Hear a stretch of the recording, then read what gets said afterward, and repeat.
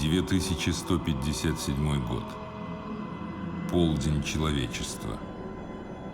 Вооруженные великой теорией воспитания, люди забыли о войнах, голоде и терроризме. Возродилась природа. Прорыв в медицине избавил людей от болезней, позволил использовать скрытые ресурсы человеческого тела. Жители Земли осваивают отдаленные планеты. Выросли новые поколения, для которых свободный поиск в глубоком космосе – обычное дело. Молодые земляне смелы, сильны и наивны. Им кажется, что они могут все.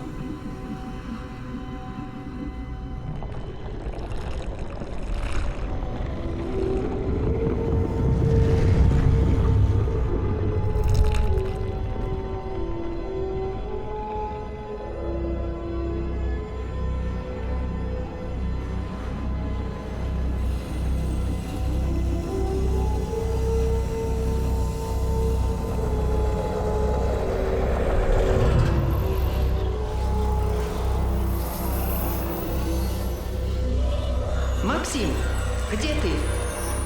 Максим! Привет, ба. Хочу спросить, университет раздумал заканчивать? 4 года учебы, коту под хвост.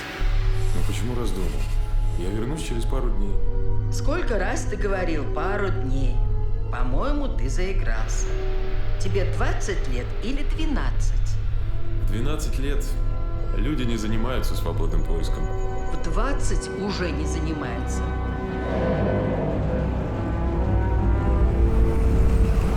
Это не занятие для серьезного человека. Скоро сессия. Ты все провалишь. Мать волнуется, отец волнуется. Ты звонил отцу? Позвоню. Позвонит. Кстати, тебе Ли из Шанхая звонила 3 раза. Задурил девочке голову и смылся. Ну, ба, ну что ты опять начинаешь? Значит так, во-первых, очень прошу, позвони отцу. Он нервничает, что ты не готовишься к экзаменам. Во-вторых, сколько раз дедушка просил не трогать без спроса его вещи. Ты не брал его часы, а? Не брал. Не брал.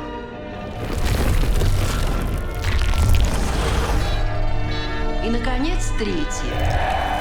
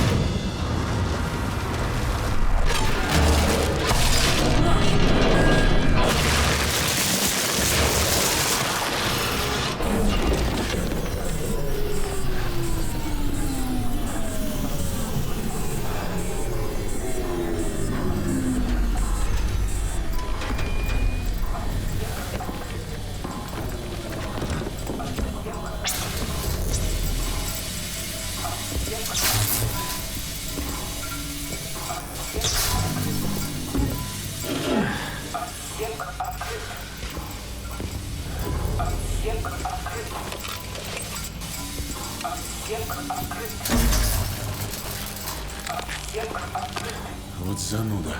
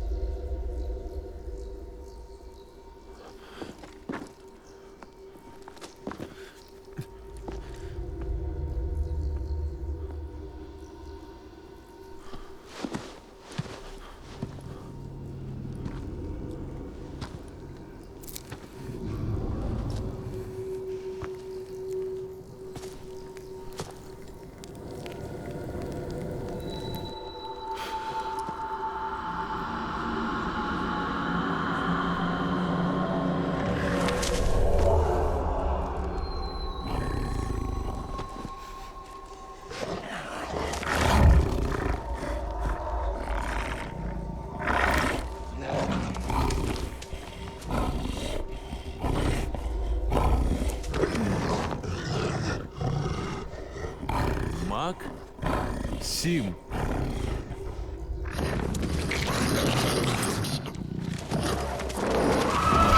Разом! Już teraz samym! Ich zaraz słowot! Zajdą z gór! Стой. Арзуих! Стой. Сколько нас? Сейчас пойму, сейчас. Już teraz samym! Тихо. Арзуих! Стой. Арзуих! Сколько нас? Стоять! Тише. Руки за голову! Тихо. Руки за голову! Да. За голову! Ухо покажи. Повернись. Пошел. Мне нужен контакт. Связь какая-нибудь есть? Пошел. Сейчас будет тебе связь.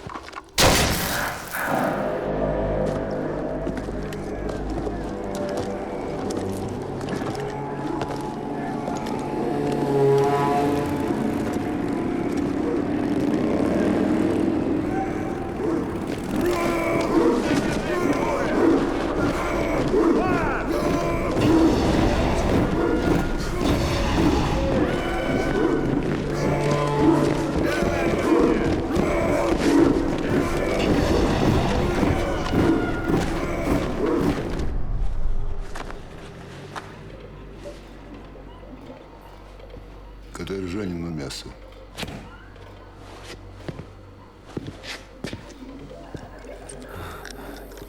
Имя.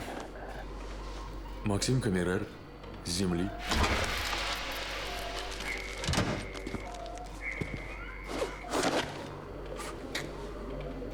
Задание.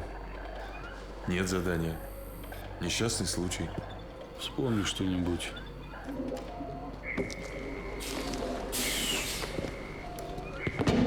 Вспомни что-нибудь одно. Понимаешь, нет? Масаракш. А кто такой Масаракш? Сосредоточься. Думай о чем-нибудь одном.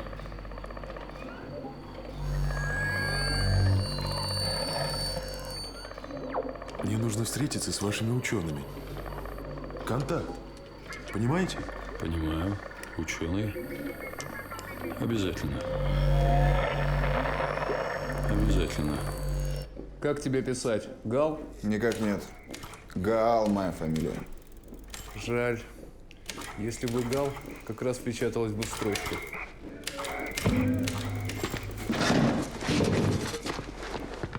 Капрал Варибову. Проездные документы капрала Гала готовы? Так точно. Впечатайте туда подконвойного Максима. Слушаюсь. Капрал Гал.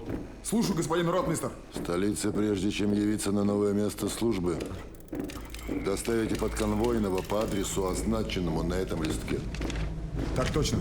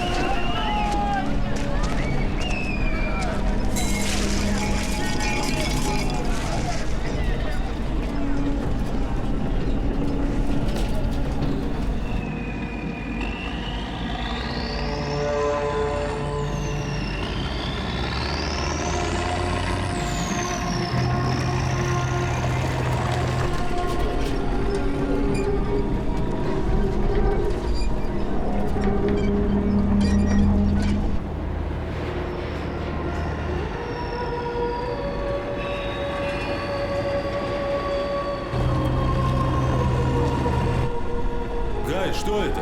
Что? Что это? Башня противобаллистической защиты. Смотри. Башня. Это враг. Взрыв. Башня защищает людей от врагов, от смерти. Понял, дикарь? Понял.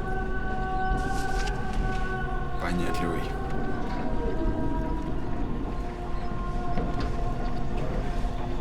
Вот этот цвет неба. Больше всего люблю.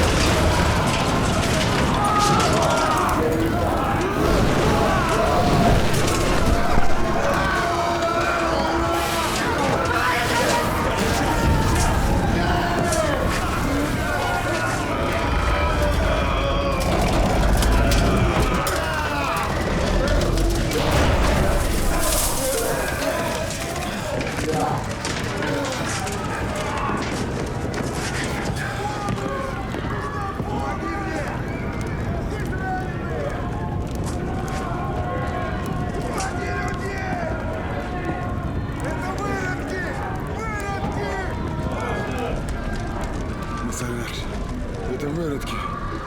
Выродки. Ублюдки, Масараш.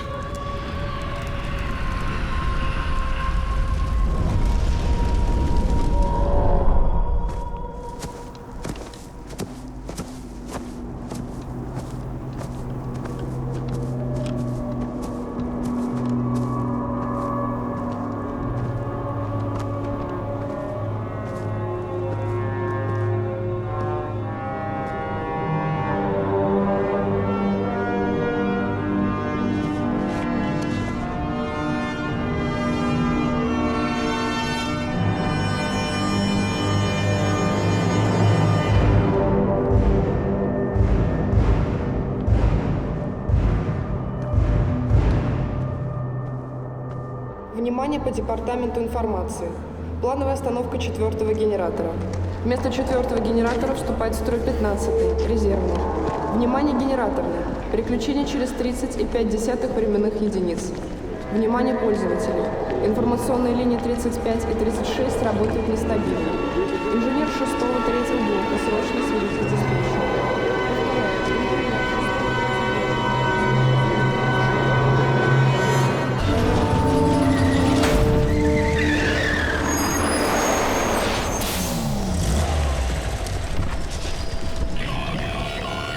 Да. Странник? Я приехал.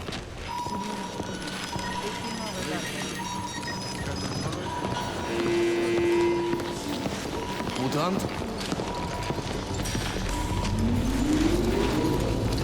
Хорошо.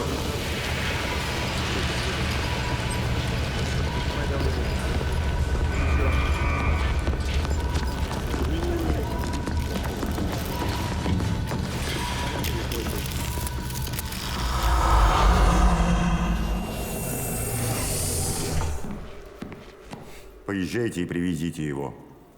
Сейчас. Успеете? Да, странник, успею. Возьмите мой жетон. На всякий случай. Внимание сотрудников 4-го энергетического сектора. В связи с погодными условиями внешние энергонакопители переводятся на экономный режим. Активированы распределительные модули 12, 12 штрих, 14. Внимание! Изменения в сетке информационных модулей.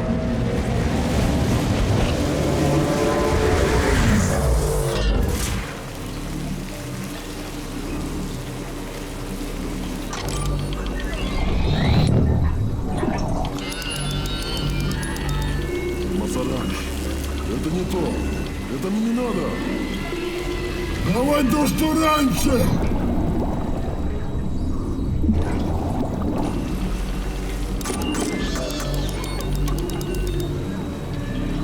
Хорошо, хорошо! Давай, давай, все!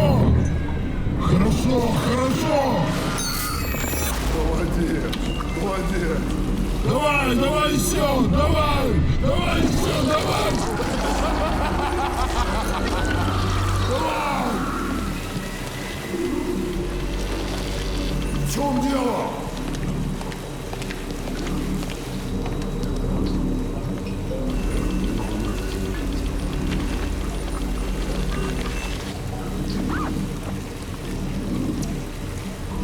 Департамент специальных исследований?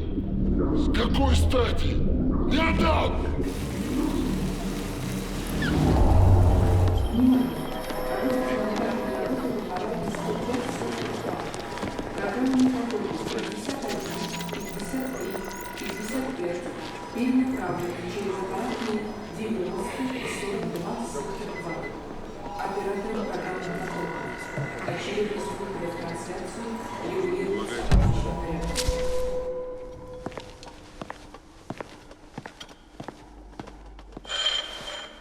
Доброе утро, Ваше Превосходительство. Есть новые сведения о страннике?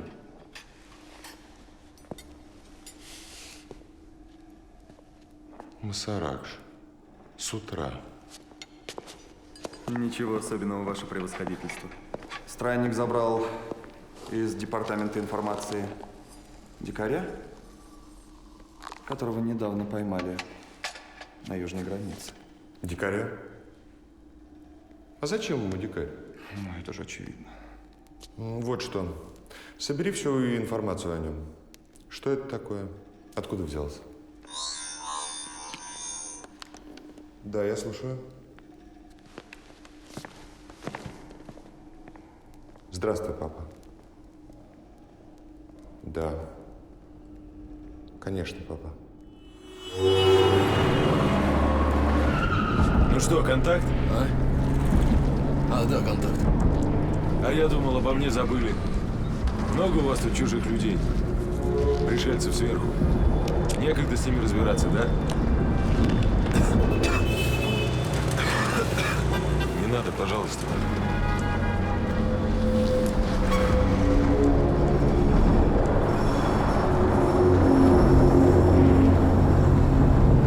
Масаракш!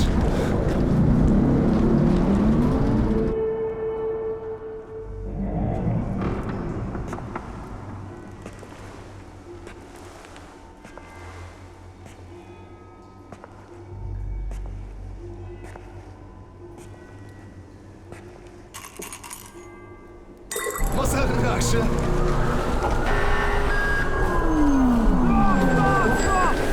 Давай, давай, разворачивай! Департамент специальных исследований! Невозможно! Приезжайте, в туннеле авария! Масаракш!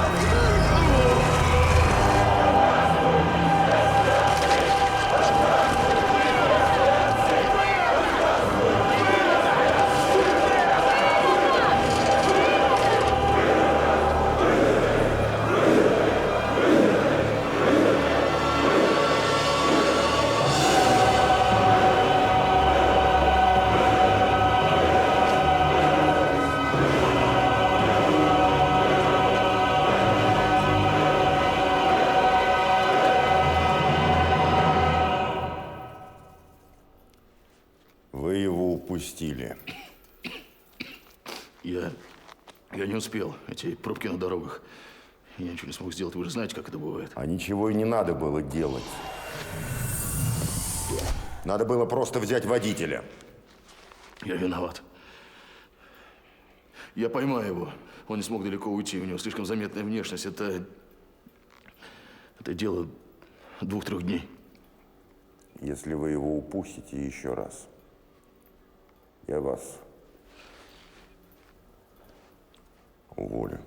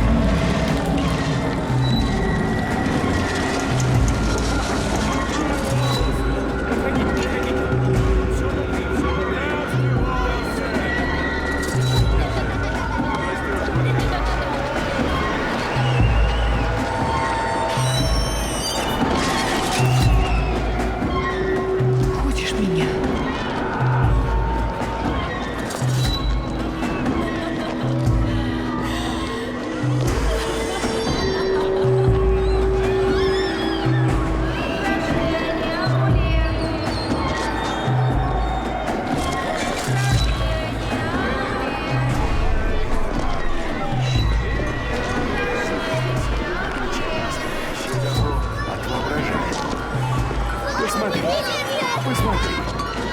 Разве я не выгляжу несчастным и униженным, потерявшим свободу? Разве глаза мои не закрылись от скорби и ужаса? Скажи, а? Но придет человек из внешнего мира и вернет нищим свободу.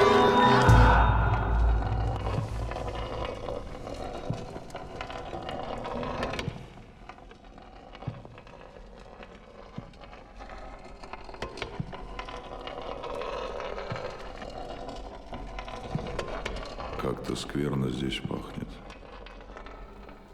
Правда, я не чувствую. Пахнет. Тухлятиной какой-то, как на помойке. Стены, должно быть, сгнили. Да все сгнило. Странник, где тебя носило на прошлой неделе? Научная командировка. Сбор материалов. Командировка. Ты, конечно, человек нужный, но знай же меру. Ладно. Есть у нас одно дело. Неприятное, но быстрое. Валдырь. Эх, Валдырь. А еще начальник департамента общественного здоровья. Глаза и уши неизвестных отцов. Броня и секира нации. Столько людей ты положил, чтобы узнать одну маленькую тайну. И узнал. И стыдно, Валдырь. Проболтался. Трепло ты и алкоголик. Эх, детишки.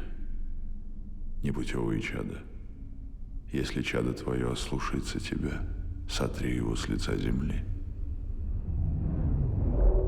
Так кажется, Валдырь. Папа. Сотри его с лица земли.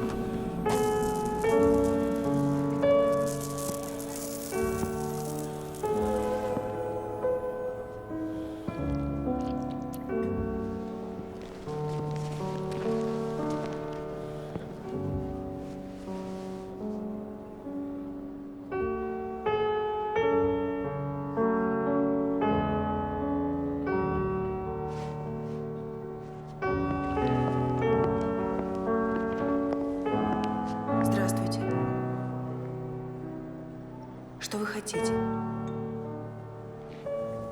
Максим.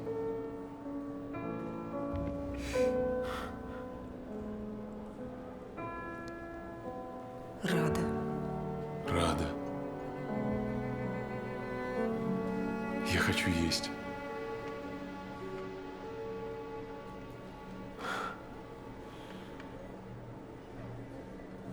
Да.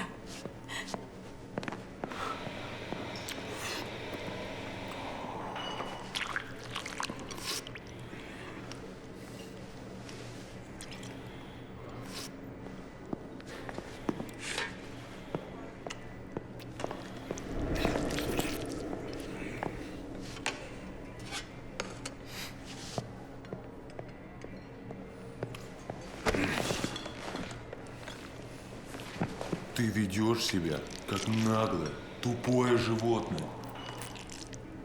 Не надо. Что?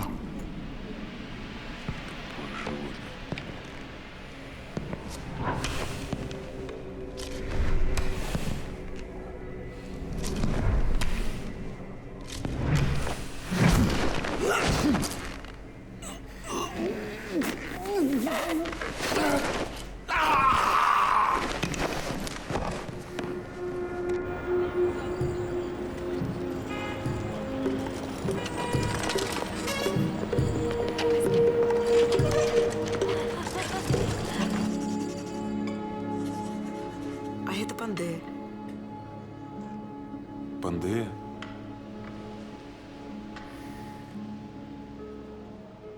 Нет. Это земля. Там.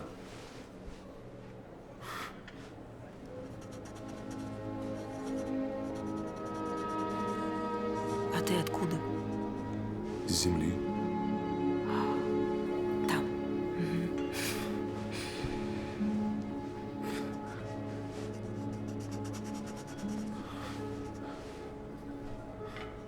Максим. Да. Максим. Максим. Рада Гал. Гал? Да. Рада Гал? Да. Гай Гал. А ты знаешь Гая?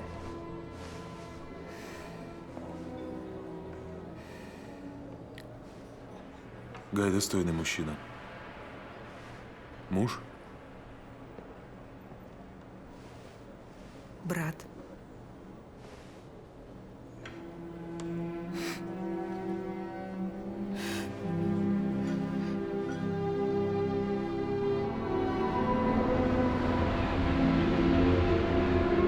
Какое небо странное. Там должно быть такие точки в небе, которые светятся и горят. Как они называются? Фонари. Да нет.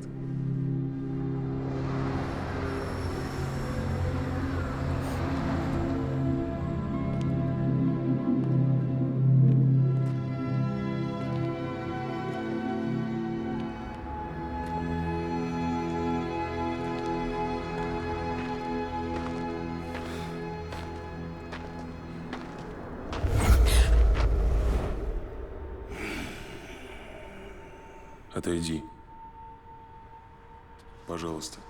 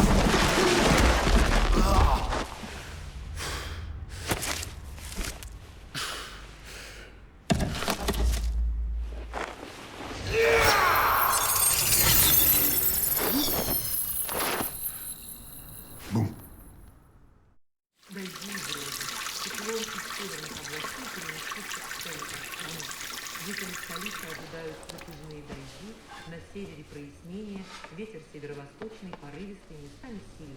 На юге по-прежнему переменная облачность. Ветер юго-западный, сохранится незначительное повышение радиоактивного фона. В западных областях сохранится светлая погода, ветер южный, умеренный, радиоактивный фон в норме. Враг на наших рубежах не дремлет. Неоднократно и безуспешно он пытался втянуть нас в новую войну на суше и на море. И лишь благодаря мужеству и стойкости наших братьев-солдат страна имеет возможность наслаждаться миром и покоем. Ну? Именно благодаря этой вот. передышке осуществились изменения последних лет. Уровень жизни значительно повысился. Быт вошел в мирную колею, общественная мораль поднялась, до небывалой в истории.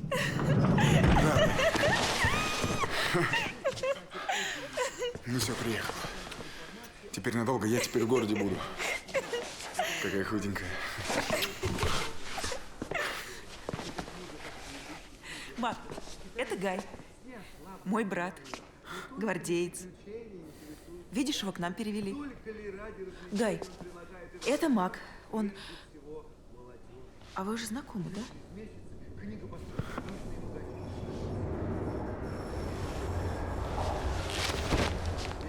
А что происходит? Чтобы книга для массового читателя была доступна. Чтобы каждый гражданин нашей страны мог купить себе эту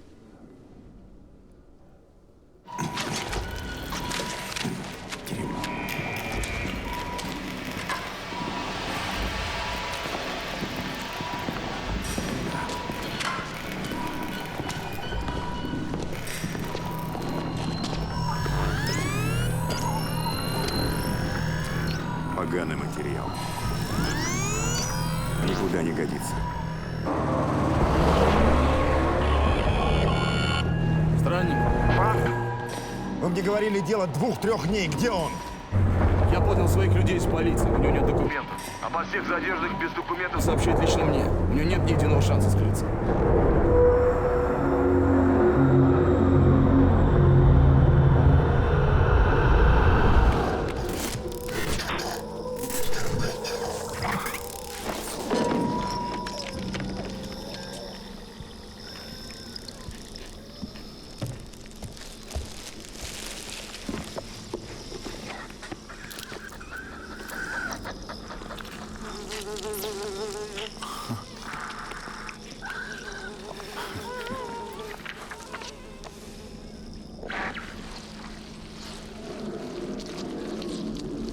Что это?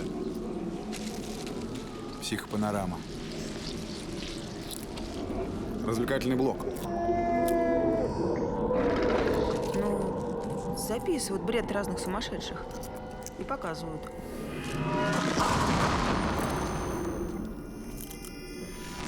А где это делают? На телецентре. Наверное.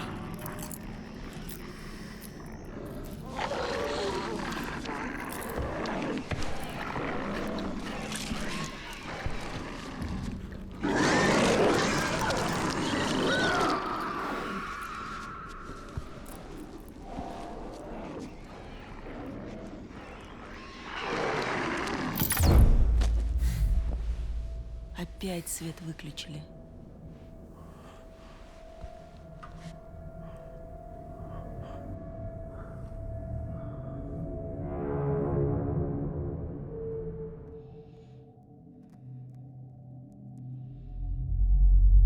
Провокация на Пандейской границе.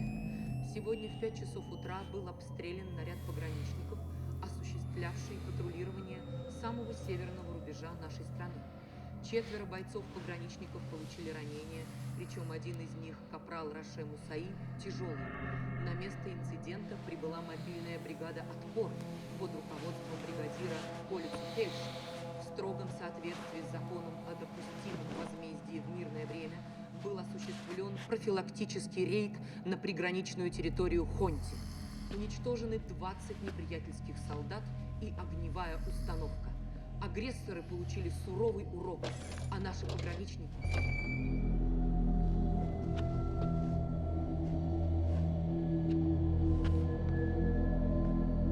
Мак!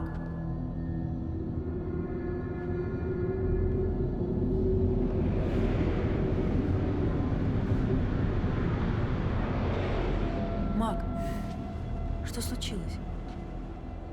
Садись.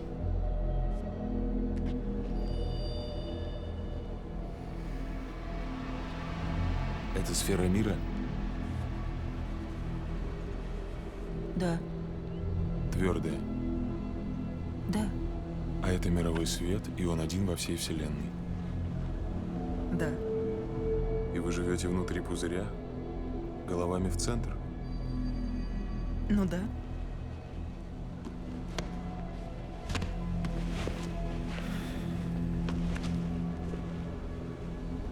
Рада. Все не так. Все наоборот. Смотри, вот планета. Вот звезда, вокруг которой она вращается. И во Вселенной таких звезд много. Вы живете не на внутренней поверхности шара, а на внешней. Сюда можно прилететь, и отсюда можно улететь. Наверное. Понимаешь меня? Нет.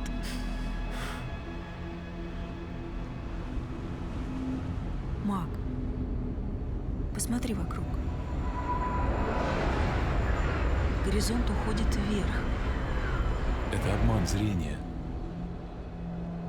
Ты тоже думаешь, что я сумасшедший? Нет. Думаешь? Думаешь? Нет.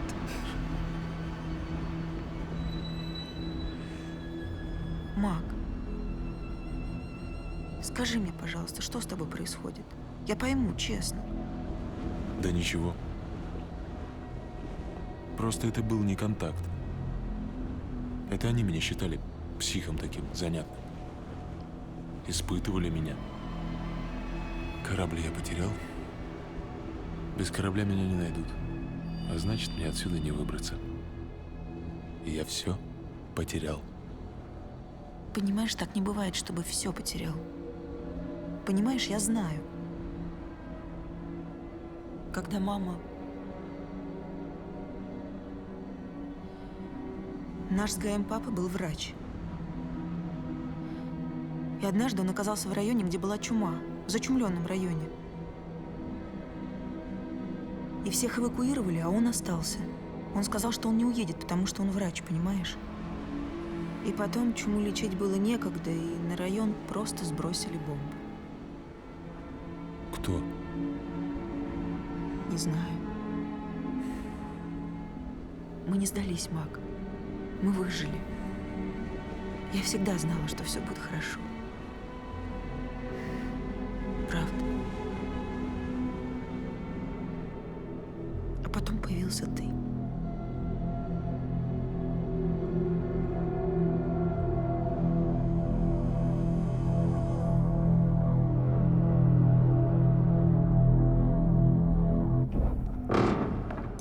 Ваше превосходительство, донесение по этому дикарю, которого упустил странник.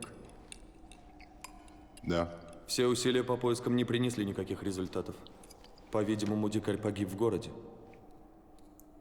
Жаль. Жаль, что я не видел лица странника, когда ему это доложили. Спасибо. Закрывайте дело.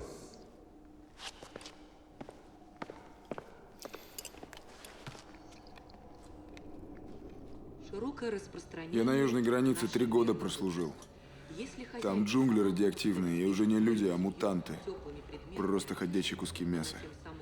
Только и могут что жрать да стрелять. Наша страна в кольце, Мак. За морем на архипелаге островная империя. Говорят, они еще хуже выродков. Хотя хуже выродков никого нет. Почему? Да ты сам все видел. Вот эта система башен, она... Я когда ребенком был, я уже на стройке надрывался. Мы все надрывали, чтобы систему защиты протянуть. И башни остановили войну, Мак. Ну, то есть неизвестные отцы остановили войну при помощи башен, когда пришли к власти. И если их не будет, какой-нибудь Пандея нас 2 минуты разбомбят. А мутанты придут и дожрут то, что останется. А выродки эти башни взрывают за деньги. За грязную хантийскую бумагу, продажная мразь. Кто служит в Востоке в предгорье. А неизвестные отцы, они кто? Они? Выбрать пряжу – дело ответственное. Вот они нас всех вытащили из ямы. Вот у них хватило воли окоротить этих взорвавшихся сволочей, которые после развала империи нахватали все, что плохо лишит, и решили, что вся страна их собственность. А почему они анонимны? Да потому что они чиновники на службе народа. Они не царствуют, маг. Они работают. Ты знаешь, как им трудно? Постоянно угроза войны. Постоянно подкладывают бомбы под жилые дома, под детские сады, под башни, в конце концов. Гай. Один из самых распространенных видов декоративно-прикладного искусства. Поклонниц вязания крючком с каждым годом все больше и больше. Вот поэтому я и пошел в гвардию. Не на завод, не в поле, а в боевую гвардию. Мы сейчас за все отвечаем. За всех. Он за них. Не люблю болтовни и писанины, капрал. Либо рекомендуешь Максима, либо не рекомендуешь. Так точно, рекомендую. Ну тогда как я должен понимать эти две бумажки? Здесь. Рекомендую Максима для утверждения в звании кандидата в рядовые боевой гвардии. А здесь необходима тщательная проверка прошлой жизни Максима. Масаракш, что ж тебе в конце концов надо, капрал? Господин ротмистр, я считаю ему место в гвардии. Он мне как брат, но мне действительно неизвестно его прошлое. У него нет никаких документов. Сам о себе он ничего не помнит. Я не имею права этого скрывать. 2/3 нашей территории погрязают в анархии. Там голод, эпидемии, народ оттуда бежит. И все без документов. Департамент общественного здоровья его пропустил? Да, но Без «но». Мы в гвардии, а не на философском факультете, капрал. Либо рекомендуешь, либо не рекомендуешь. Выбирай. Молодец. Гвардеец доверяет другу.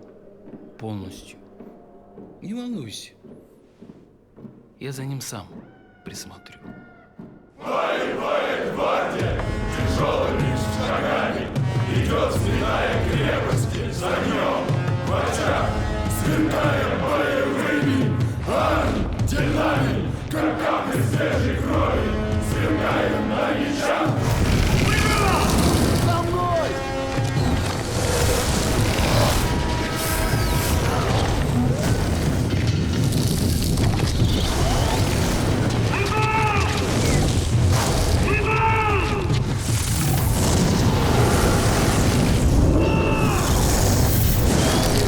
Давай за мной.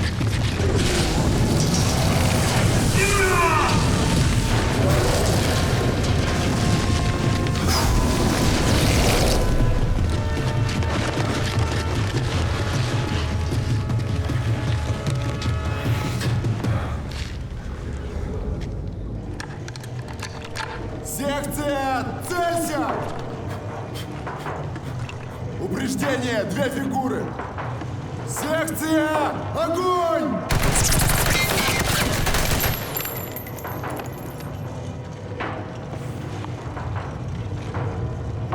Упреждение 3. 3 фигуры.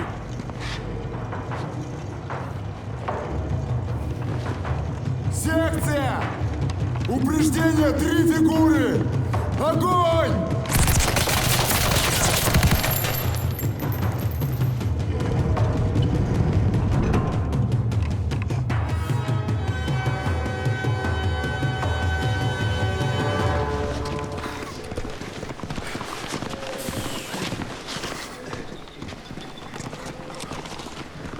Больше никогда так не делай. Кто угодно может ошибиться. Я твой начальник. Я сказал, ты выполняешь, не поправляешь. А если ты не прав? Слушай, в интересах дисциплины не показывай, что знаешь больше меня.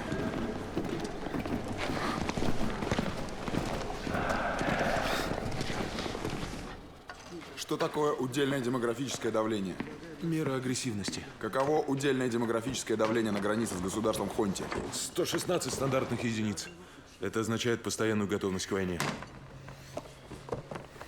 А в устье голубой змеи? 115, погрешность 0,4.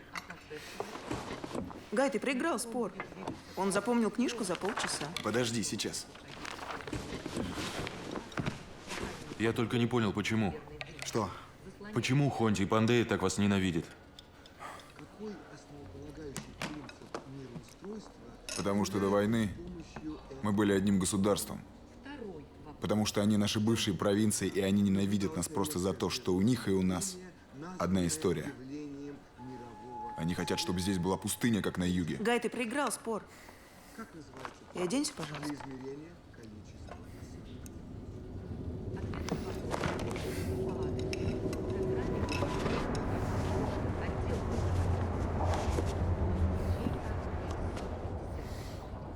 Каков урожай злаков в северо-западных районах? В северо-западных районах никогда не выращивали злаков. Все, Гай, лезь под стол и пой. Гай, прекрати! Лезь! Гай, под стол! Здоровенный мужик какой! Гай!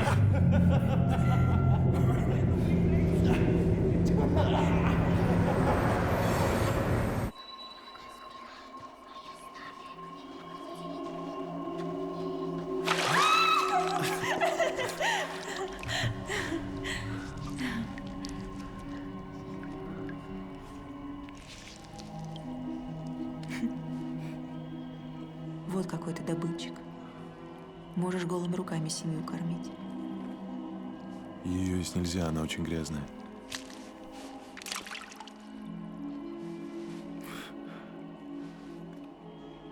А у нас вообще нельзя рыбу ловить. А мы с папой еще ловили. Давно. На.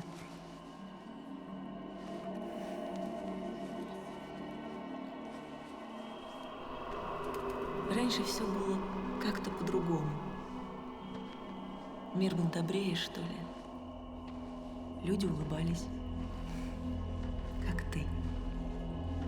А у нас реки чистые. И море, и озера есть.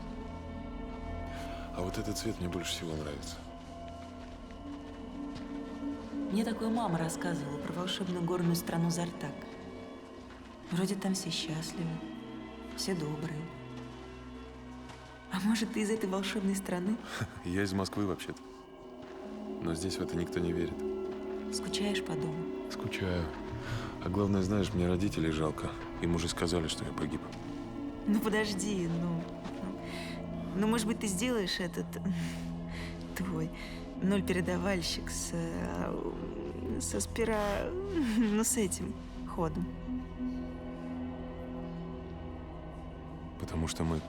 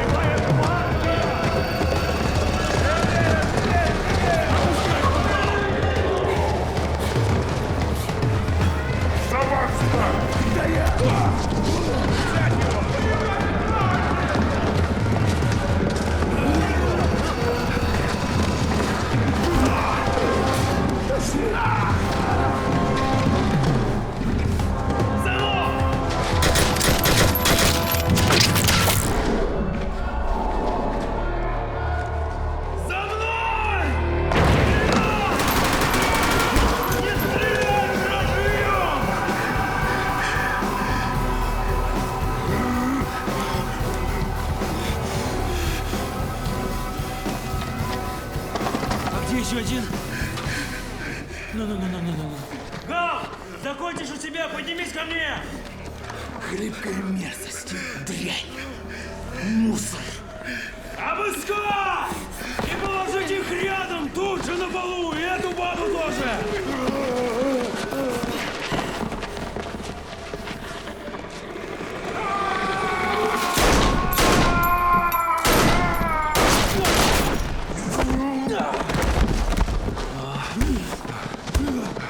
Уберите эту падаль! Проверить этажи! Кандидат Сим! Я. Почему бросил оружие? Вы приказали не стрелять. Господин ротмистр. Так точно. Вы приказали не стрелять, господин ротмистр. Значит, если бы я тебе приказал не разговаривать, ты бы откусил себе язык? Так точно, господин ротмистр. Разрешите доложить. Операция проходит успешно, жильцы оказывают активную помощь, как всегда. Хорошо, займитесь этими полутрупами! Есть! А ведь тоже люди. У них есть жены, у них есть дети. Их кто-то любил, они кого-то любили. Да, господин ротмистр. Они, оказывается, тоже люди. Не ожидал? Да, господин ротмистр. Не ожидал. Я думал, это действительно выродки. Вроде голых пятнистых обезьян. Голый пятнистый дурак, а не как люди.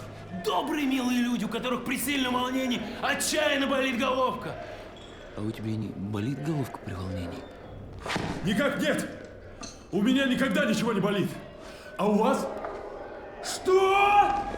У вас такой раздраженный тон, что я подумал... Господин ротмистр, разрешите доложить, арестованные приходят в себя. Не волнуйся, капрал. Твой друг показал себя сегодня настоящим гвардейцем. Если бы не он, валялся бы ротмистр чаще с пулей в башке. Ха-ха-ха! Внимание! Кандидат Сим, подобрать оружие. Есть!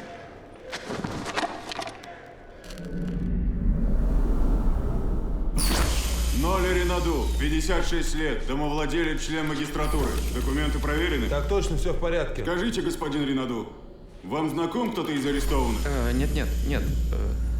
Нет. Фамилия одного из них, Кетшев. У меня в доме живет какой-то Кетшев. А вы не обратили внимания, о чем говорили остальные арестованные в камере? Прошу прощения, у вас там насекомые. Так вот, мы главным образом о них. Ну что ж, мы не извиняемся, господин Ренаду. Нет. Ни о каких извинениях не может быть и речи. Виноват только я. Я один. Даже не я, а проклятая наследственность. Верните господину Ренаду документы и изъятое имущество. Ваше имя Гэл Кетчев? Да. В каких отношениях находитесь с Орди Тадер? Она моя жена. Почему решили заняться антигосударственной деятельностью? Потому что в истории мира не было более отвратительного государства. Потому что любил свою жену и своих детей. Потому что вы убили моих друзей и растлили мой народ. Потому что я всегда ненавидел вас. Достаточно? Более чем достаточно. Кого вы можете назвать из членов организации? Никого. Вы уверены? Гэл Кетчем, 50 лет, зубной врач. Приговаривается к уничтожению. Срок исполнения приговора 48 часов. Ненавижу!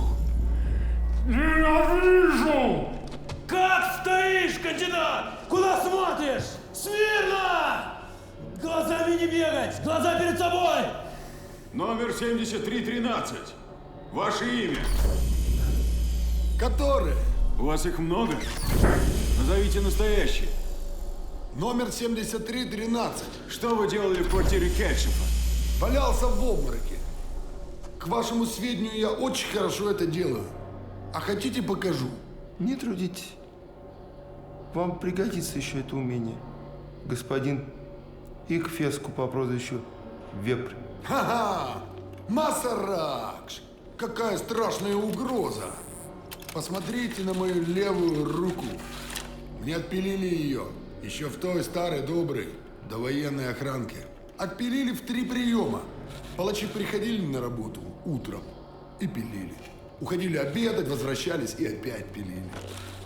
Пилили и пилили мне мою любимую левую руку. И им было скучно. Они говорили о своих мизерных зарплатах, решали свои семейные проблемы. И вот от этого мне становилось страшно. А сейчас мне не страшно. Слышишь? Мне не страшно! Ай-яй-яй, как мы измельчали! Достаточно! Мне не страшно! Мне не страшно! Мне не страшно! Мне не страшно! Мне не страшно! Мне не страшно! Мне не страшно! Мне не страшно! Мне не страшно!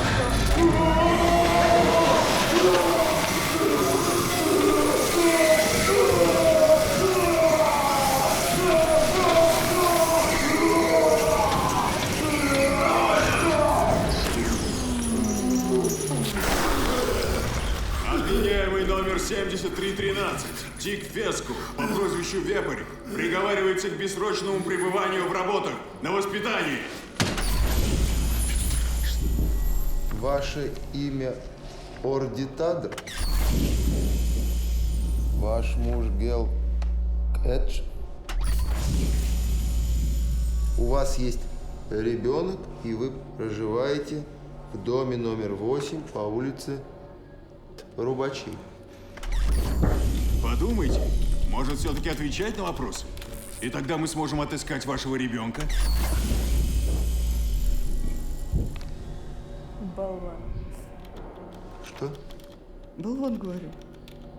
Тупой, оболваненный болван. Слышно? Слышишь меня, мышь серая? Так слышно? Вы все здесь умрете раньше, чем мы взорвем ваши поганые башни!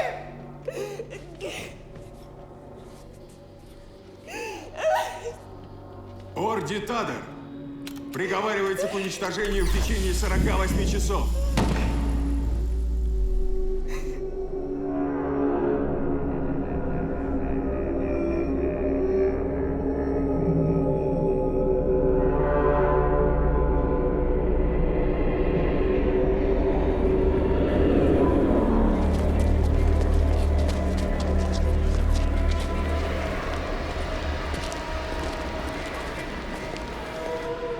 Понимаешь, они летят с катушек.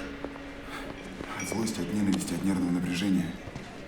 У них организм такой вырожденный, ненормальный. А почему этого Ноля Ренаду отпустили? Домовладельца. Он что, не выродок? Он выродок. Только трусливый, таких тоже полно. Он ненавидит нас, но боится. И потом его не подкупишь, он ведь богатый человек. Знаешь, мне кажется, они это делают не за деньги.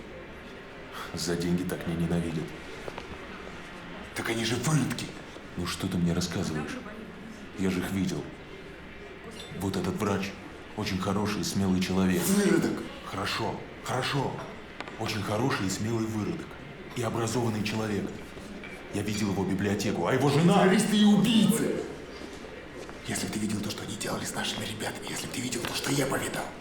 Ну что вы кричите, на вас все смотрят. Все хорошо. Вечно мы из тебя распустили языки, как последние.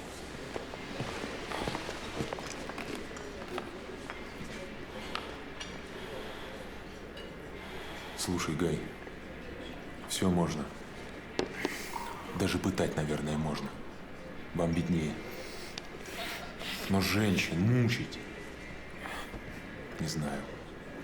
Не знаю, Гай. Не знаю. Странник, я нашел его. Вы не поверите, где он. Поверю. Где он? Он в гвардии. Это создает некие осложнения. Никаких осложнений.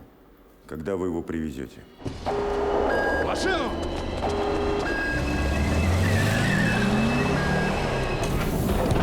Господин Капрал, разрешите обратиться? Обращайся. Господин ротмистр Чачу приказал вам и кандидату Симу явиться в канцелярию роты. Подожди, сейчас спустимся. Есть.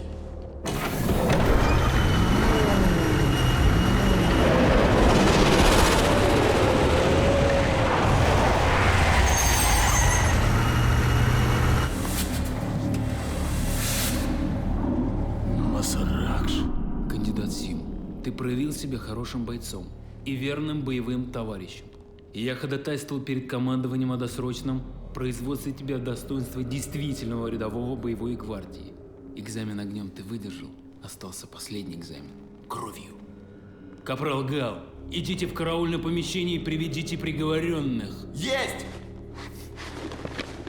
Ничего, кандидат. Не трусь. Это страшно только по первому разу. Поведешь их по тропинке, дальше сам увидишь, где их ставить. Действуй, кандидат! Сюда ты вернешься уже действительно рядовым гвардейцем. Если среди вас есть хоть один человек, сообщите моей матери. Она живет в поселок Гудки, дом 2. Ее зовут Или. Не унижайтесь. Действуй, кандидат! Пожалуйста. Или Тадр. Поселок Гудки, дом 2. Это рядом. Пожалуйста. Вы запомнили?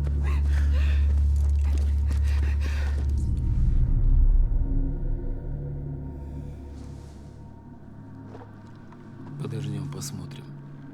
Так точно, господин ротмистр.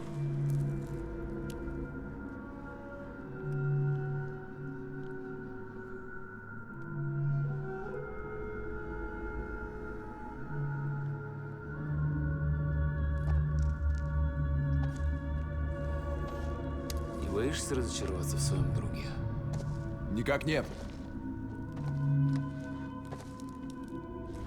Хотя, с вашего позволения, мне очень жаль, что ему досталась женщина. Он горец, у них там... Он такой же горец, как и мы с тобой. И дело не в женщине. Впрочем, посмотрим.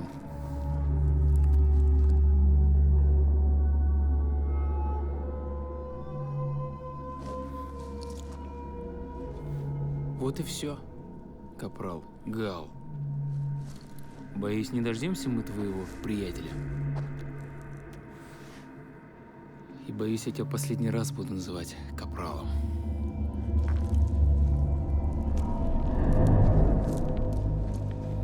Масаракш. Вот ваше оружие, господин ротмистр. Я их отпустил, ухожу теперь сам. Тебя обманули, Гай. Вас всех обманули. Вы живете не на внутренней стороне шара, а на внешней. Во вселенной таких шаров миллиарды.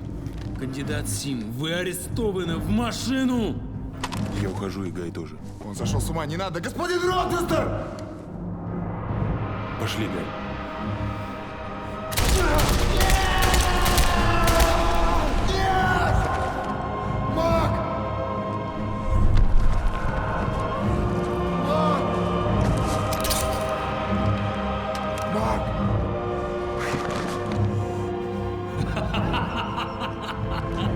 Ладно, останешься капралом. Но в гвардии тебе делать нечего. Напишешь рапорт о переводе в армию.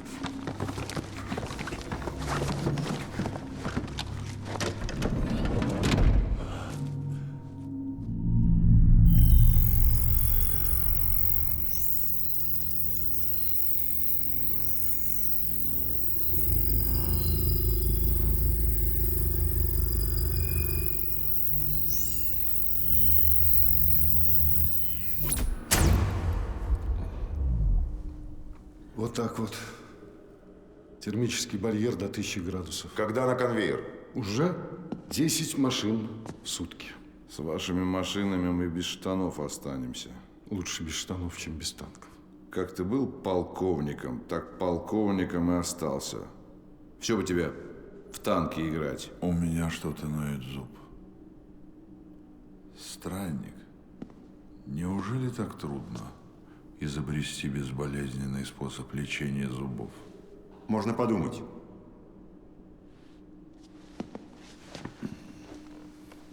Ты вот о чем подумай, папа. Пандейцы перекинули к хантийской границе еще одну дивизию. Я прикинул такой вариант.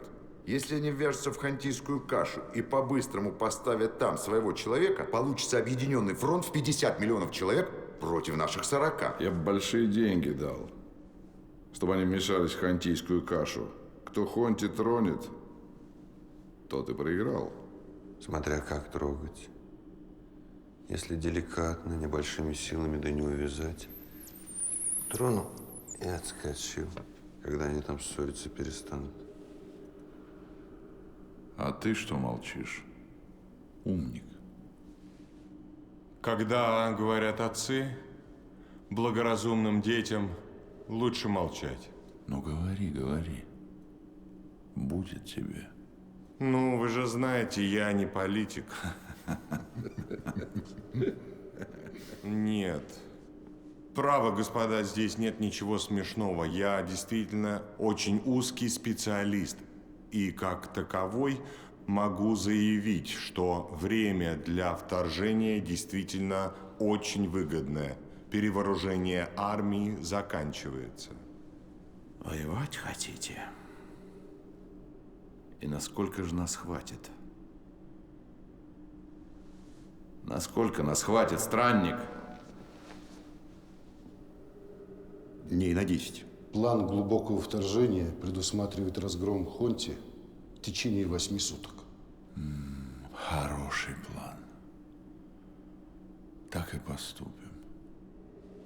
Странник, ты, кажется, против? Меня это не касается. Ладно, побудь против. Что, деверь, присоединимся к большинству? Как хотите. Папа, я знал, что ты будешь с нами. Куда же я без вас? Да, умник. Ты должен подготовить общественное мнение. Надеюсь, ты придумал уже что-нибудь? Покушение какое-нибудь? Или нападение на башню? Конечно. Все готово. Доктор. Доктор, не копайтесь, скоро сеанс. Красивый парень. У меня сын был. Тоже. Выпить никто не хочет. Погоди, лесник. Ну что скажешь, доктор? Я бы голову дал на отсечение, что в этого молодчика действительно стреляли из армейского пистолета.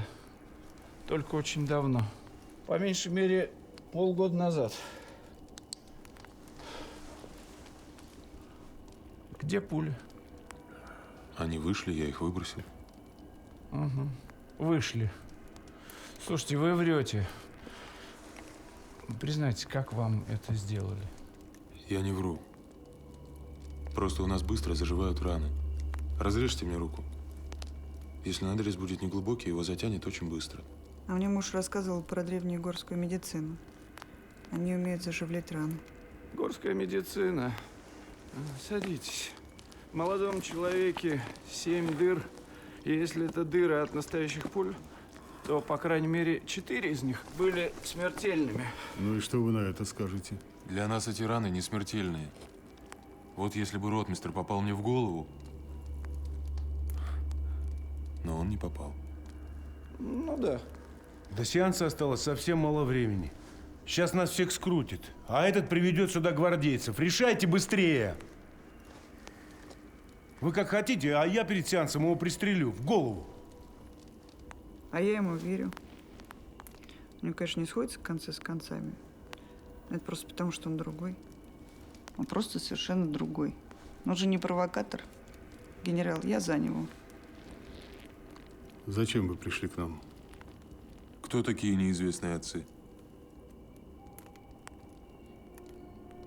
Неизвестные отцы – это анонимная группа интриганов, захватившая власть. Некоторые из них искренне считают себя благодетелями Отечества, но в основном это хапуги, сибариты, садисты. Вы удовлетворены? Нет. Вы слишком много от нас хотите. Мы не теоретики, мы практики. Боремся за свою жизнь. К чему вы стремитесь, кроме сохранения жизни? Единой политической программы у нас нет. Мы убиваем, потому что убивают нас. Почему вас убивают? Нас считают выродками. Неизвестным отцам выгодно нас травить. Это отвлекает народ от внутренних проблем. От коррупции финансистов, загребающих деньги на военных заказах, на строительстве башен.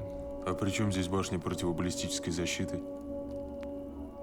А это не башни противобаллистической защиты.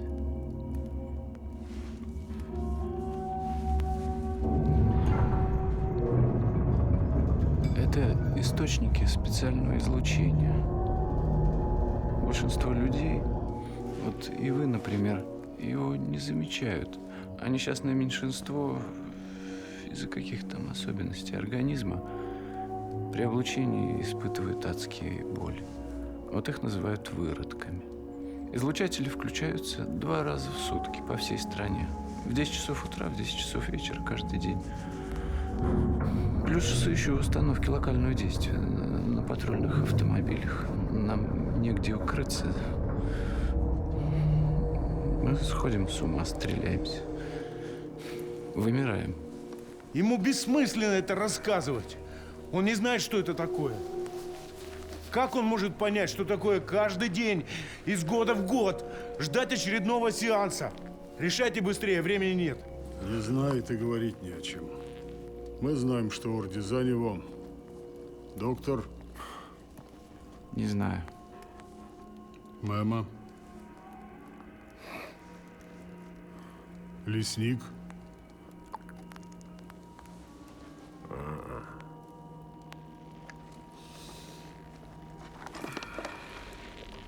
Подождите. Он умеет снимать боль. Вы умеете снимать боль? Да.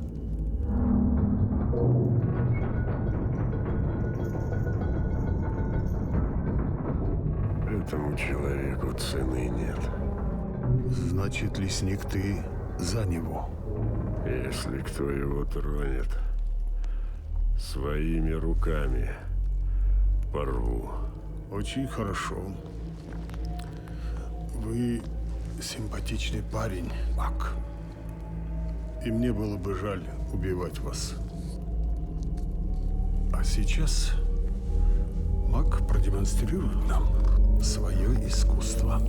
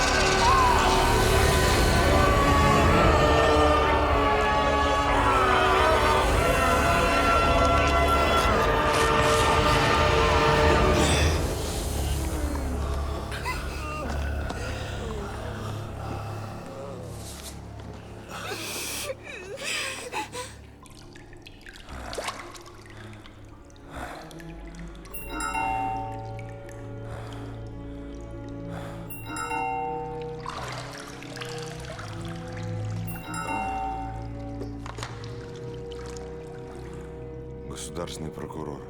Ваше превосходительство. Агент 771 сообщил. Операция назначена на сегодня. Превосходно, полковник. Превосходно. Только не спугните их раньше времени.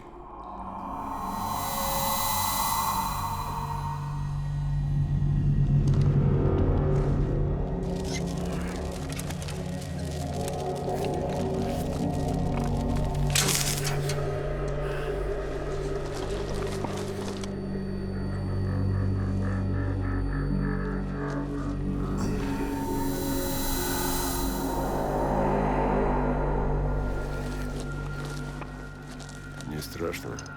Нет.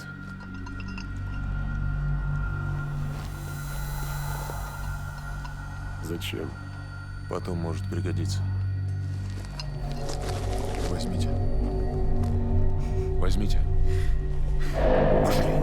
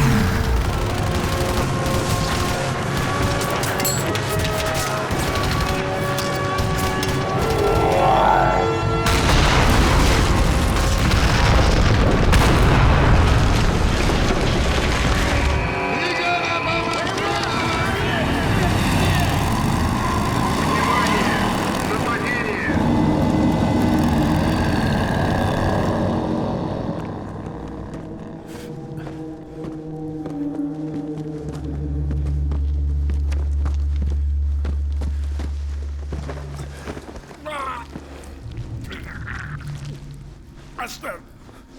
Оставь! Оставь! Прости, генерал. Это я передавал. Сотрудник 771. Агент. Ротмистр.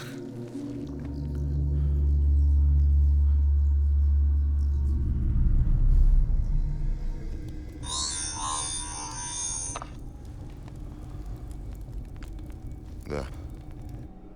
Я доволен тобой. Умник. Спасибо, папа. Ты можешь на меня положиться.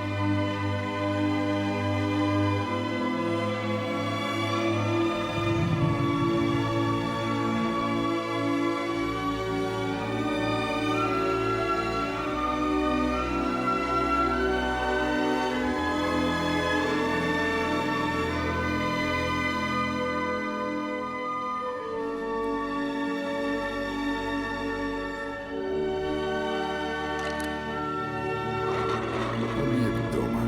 Хорошо.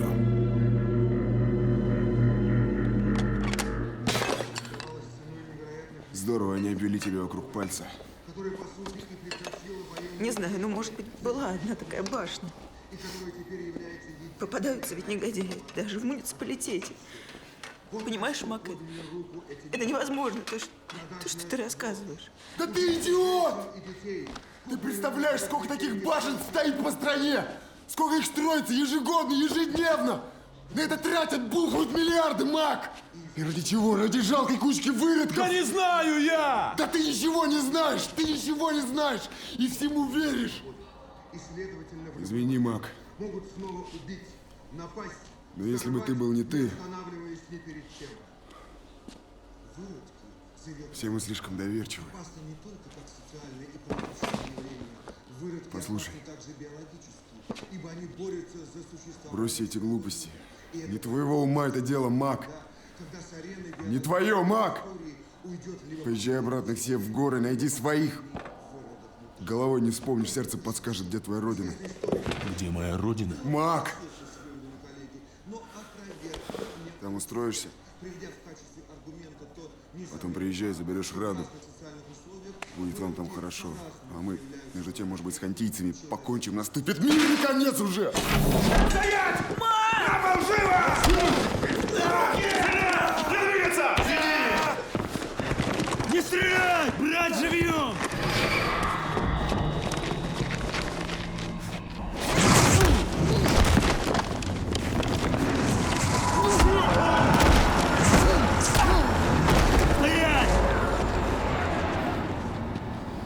Дернешься, стреляю. Наручники живо.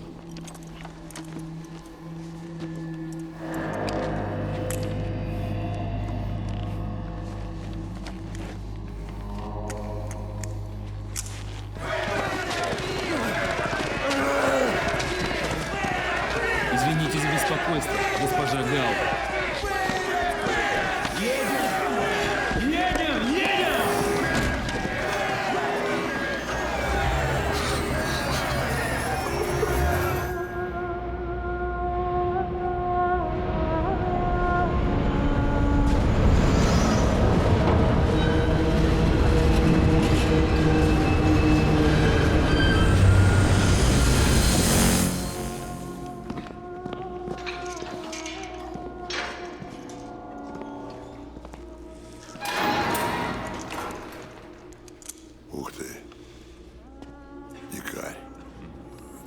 Я его в лесу поймал. А я его тоже видел. Только он на моем допросе в гвардейском мундире был. Зев, это провокатор. Масаракш. До утра не доживет. Не спеши. Эй, каторжанин! В этой операции погибло Орди. В живых остался только доктор и генерал. А дальше знаешь? Дальше неинтересно.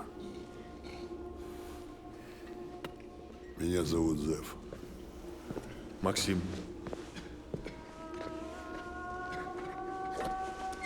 Вы мне не верите. Хороший вопрос. Мы верим только в банку мяса. Отбой, смертнички.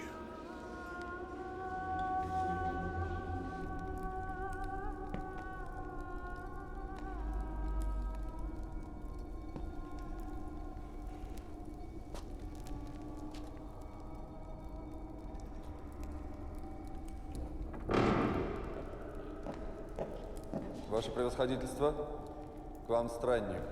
Да-да, конечно. Пригласите. Странник, здравствуй. А куда ты все время ездишь, будто в Твердь мировую провалился? Нигде тебя нет? В горы? На курорт. Здоровье поправляю. Здравствуй. Масаракш.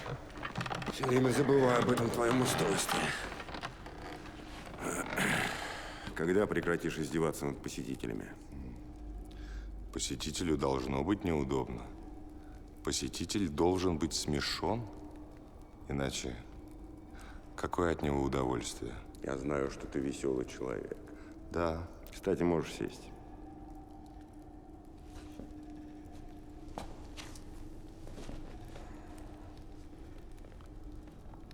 Итак? По делу о взрыве башни у тебя на перевоспитании находится некто Максим. Знаешь? Нет. Он мне нужен. Но я сам не вел это дело. Не могу же я запомнить каждого осужденного. Я думал, это твои люди. Там были мои люди. Один. Остальные настоящие. Как ты говоришь его имя? Максим. Да. Что-то припоминаю. Это горский шпион. А зачем он тебе? Мутант, он мне нужен для работы. Препарировать будешь? Обязательно. Живодер. А как вообще дела? Когда я его получу. А что ты можешь предложить мне взамен? Первый же защитный шлем.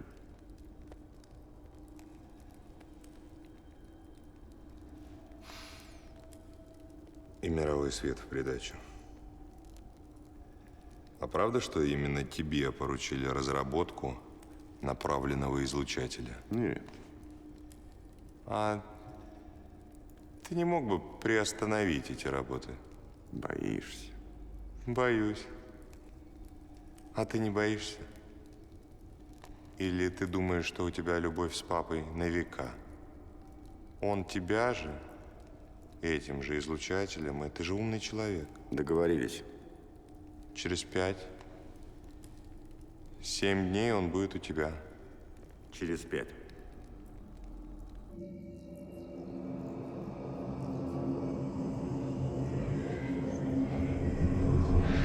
Тут до хрена железа осталось после войны.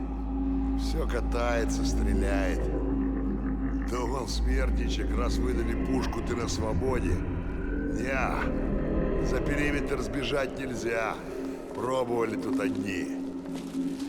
А мы, если хотим жрать, должны все это зачистить от этой дряни.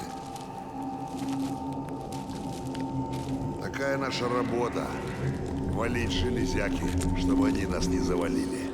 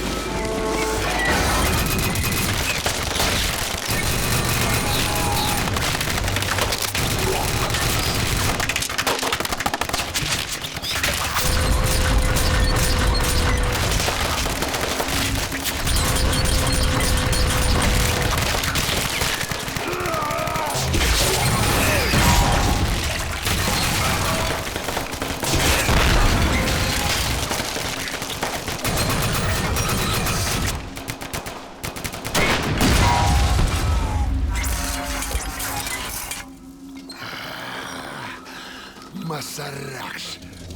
Фу. Вот такая у нас работа. Привыкай. Пожизненно. Никому не предлагаю. Я человек конченый, а у вас впереди светлое будущее.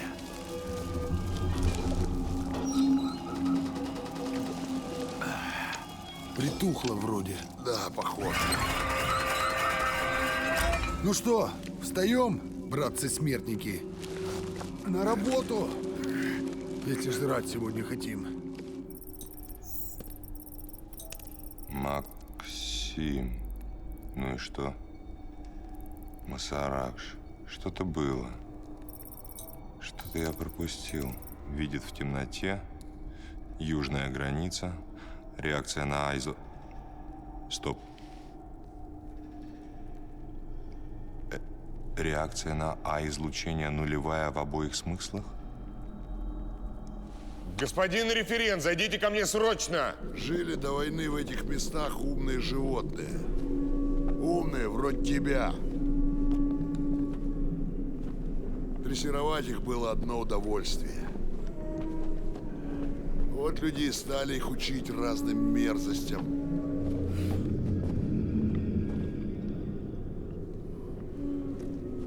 Мины под танки подтаскивать. Заразу разную в лагерь противника заносить. Ну и всякую такую ерунду. А потом, когда всерьез началось, стало не до них. Да и вообще ни до чего.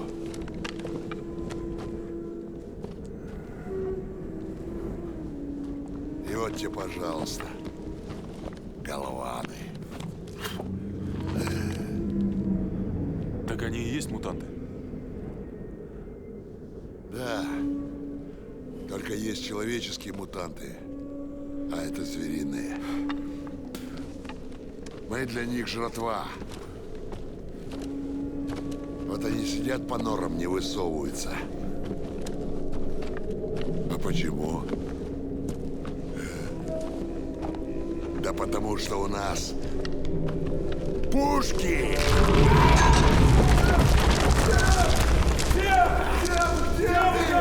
Зев, ты живой? Я иду к вам! Вы с ума сошли! Жди нас здесь! А нам обязательно надо идти? Надо посмотреть. Может, это крепость? Немедленно подготовить специального курьера с охраной, отдельный вагон на юг. Нет, мой автопоезд на юг. И запишите 2 телеграммы. Первая. Генерал-коменданту особого южного округа. Немедленно передать в опеку подателю сего воспитуемого Максима. С этого момента считать осужденного Максима пропавшим без вести, о чем иметь соответствующие документы. Государственный прокурор. И вторую. Дорогой странник, произошла глупая история. К сожалению, интересующий тебя материал пропал без вести, как это часто бывает на южных границах. Твой умник. Это все. Зев, там кто-то есть. Да. Если это крепость. Говорят, именно здесь гнездо голованов. Да что нам голованы, когда у нас вся техника в лесу управлялась отсюда, из крепости. Здесь пульт управления.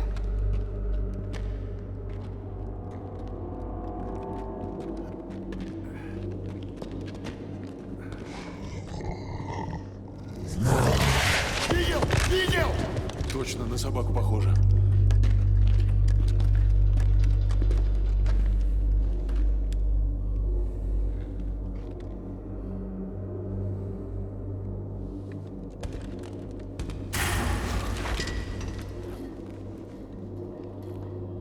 Это точно крепость. А это пульт управления? Пульт. Если бы в нем разобраться, тогда весь край наш. Вряд ли отсюда чем-нибудь можно управлять.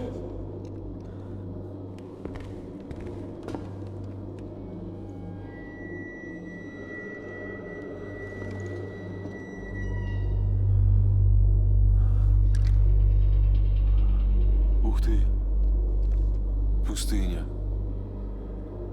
Ветер гуляет по пескам. Уйди.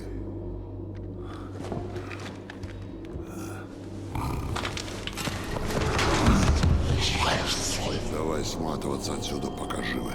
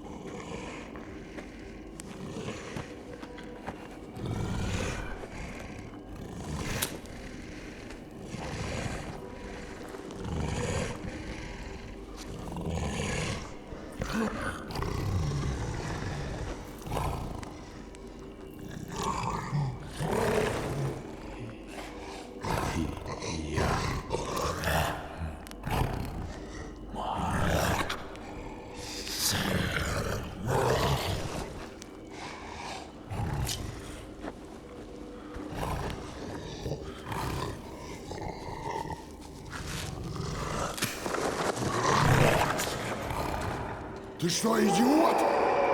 Идиот! Это же банка жратвы, его в комендатуру! Его нельзя в комендатуру. Он не животное. Не животное, Масаракш. Фу. Сам ты животное.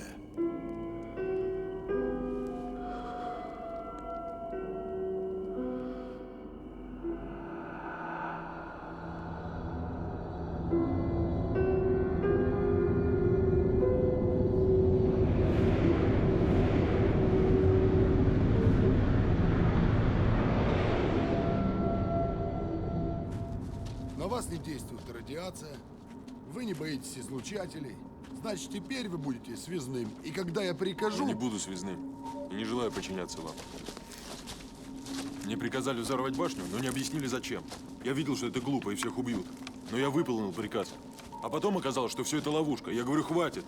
Больше ничьих идиотских приказов я не выполняю. Сопляк! Да поймите вы, башни ретрансляционные, а значит есть центр, и надо бить в центр, а не взрывать их по одной. Стойте, откуда вы знаете про центр? То, что есть центр, ясно каждому маломальски грамотному инженеру. А как найти? Так этим и надо заниматься. Не бегать на пулеметы, не губить зря людей, искать центр, поймите! Масаракш! Каждому маломальски грамотному инженеру, сопляк ты сопливый, должно быть понятно, что заваливая сразу несколько башен, мы тем самым нарушаем ретрансляцию целого района! И если ты еще раз, Масаракш, скажешь о том, что мы выполняем идиотские приказы и что наши люди гибнут зря! Уберите руку. Дьявол.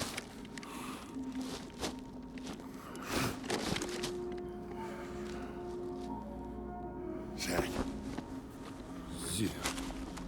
Я расскажу ему.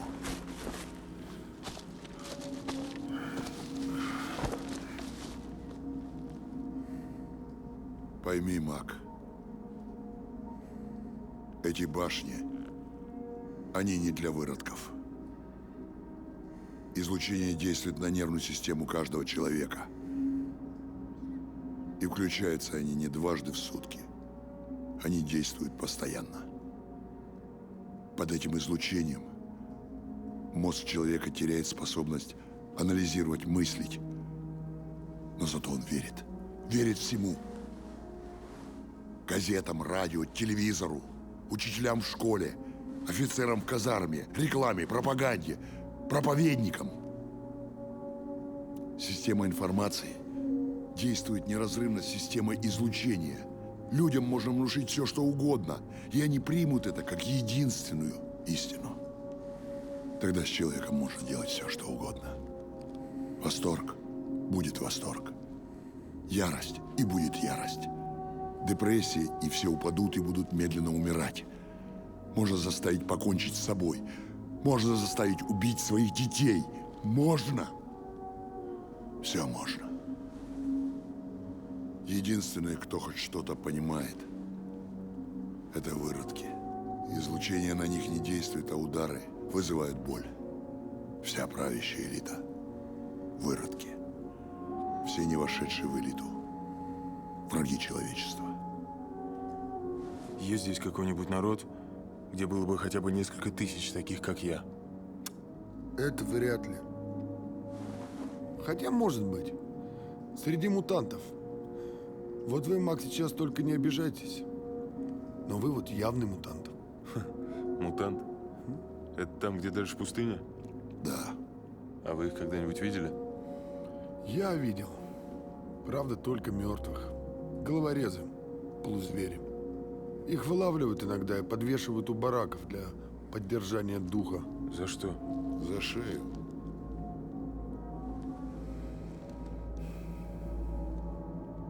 А далеко отсюда пустыня? Танк. Танк. Это уже верхний квадрат.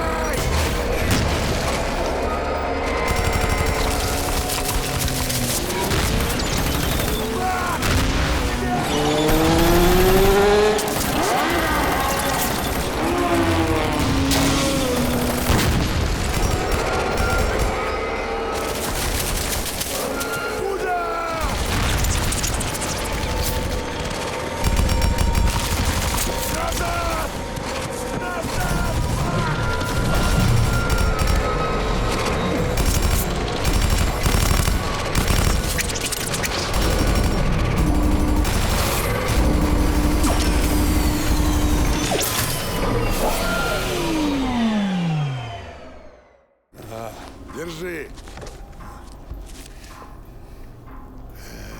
А я ухожу на юг. Это не просто маг. Дальше 18-й квадрат. Сплошные минные поля, там даже животных не осталось.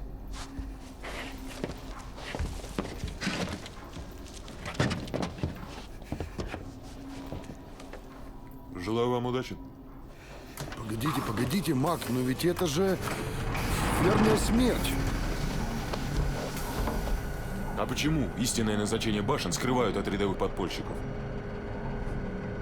Ну, потому что большинство в штабе надеется захватить власть и использовать башни по-старому, но для других целей. Для каких других?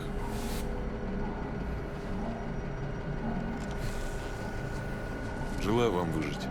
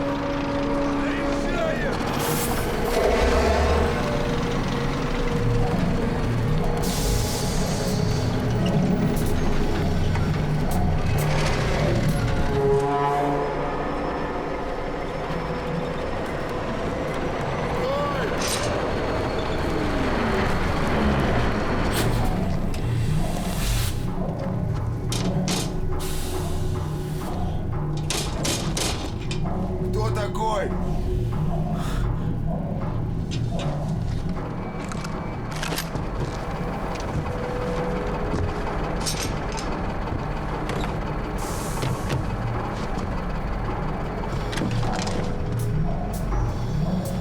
Есть кто?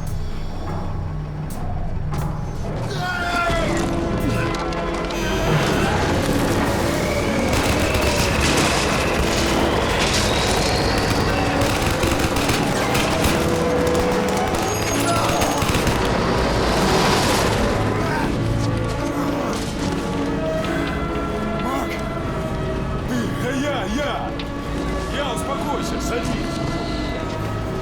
Мы уезжаем, Гай. Куда? На юг. Ты с ума сошел? Тебе подарили жизнь, Мак! Кто подарил? Жизнь моя и принадлежит мне. Я обязан тебя вернуть! А я обязан тебя отсюда увезти. Ты сдурел? На юге нас съедят! А тебя расстреляют, если ты вернешься! Да проводи ты проводом! Подожди! Да подожди!